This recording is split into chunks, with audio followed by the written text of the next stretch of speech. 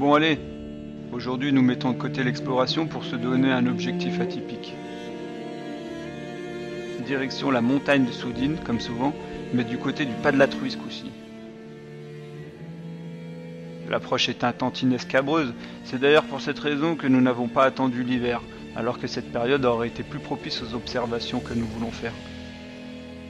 En effet, nous avons décidé de retourner dans un gouffre, le Patricia, au fond duquel nous avions observé en 2010 un spécimen de chauve-souris plutôt rare et méconnu, la sérotine de Nilsson.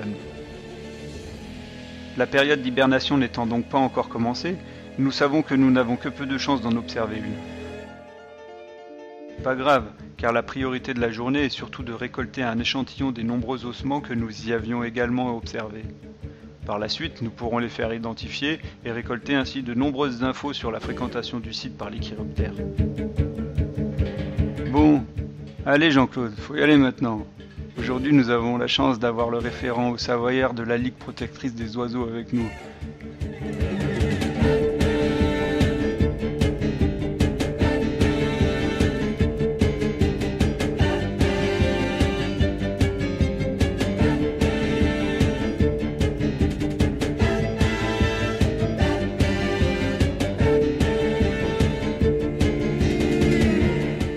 Quelques bouts de méandre plus loin, nous débouchons au sommet d'un puits d'une dizaine de mètres qu'il va falloir descendre pour atteindre notre objectif. C'est en bas de cet obstacle, et à la sortie d'un ultime passage en opposition, que nous attend la surprise du jour. En effet, au détour d'un virage, pendu à de petites excroissances de calcite blanche, nous découvrons un spécimen de cette même espèce observée il y a 4 ans presque jour pour jour. Encore plus surprenant, notre sérotine de Nilsson est là, postée exactement au même endroit, à une dizaine de centimètres près, que la dernière fois. Nous en venons même à nous demander si elle n'est pas restée pendue là, morte. Jean-Claude profite du fait qu'un réveil ne serait pas gênant pour nous lister les critères qui permettent de la différencier des autres espèces.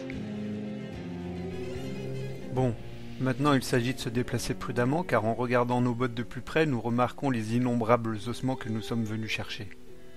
Ils jonchent le sol par centaines et sont si petits, si fragiles qu'il faut prendre d'infinies précautions pour les récolter.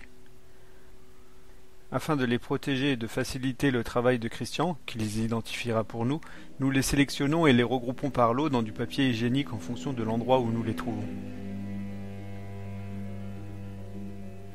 Le top du top, c'est que dans le lot de nos trouvailles se trouvent quelques cadavres plus récents et surtout quelques ossements de juvéniles. Ouais, je vous imagine bien en train de vous marrer derrière votre écran, vous moquant de notre passion pour des sacs d'os millimétriques. Peu importe, mais il faut savoir qu'un chiroptère, après sa naissance au printemps, met à peine 3 mois à atteindre sa taille adulte. Taille quasi standardisée au millimètre près.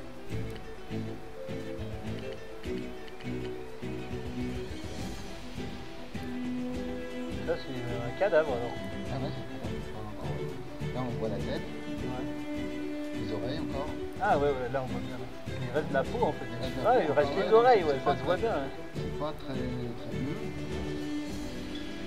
Encore du... La bonne nouvelle, du côté scientifique, c'est que s'il s'avère que ces ossements de juvéniles appartiennent bien à l'espèce étudiée ce jour, c'est qu'ils sont nés ici et morts avant de savoir voler, faisant ainsi de ce gouffre la première colonie de reproduction de l'espèce en Rhône-Alpes.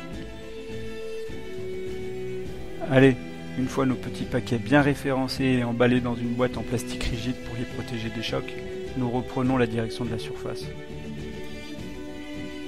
Bref, quelles que soient les conclusions, l'identification des ossements sera à coup sûr très instructif. Toutefois, il serait intéressant de faire une visite hivernale pour recenser de visu les espèces hibernant dans la cavité. Mais bon, ça c'est une autre histoire. Et on verra bien si la neige ne vient pas chambouler nos plans.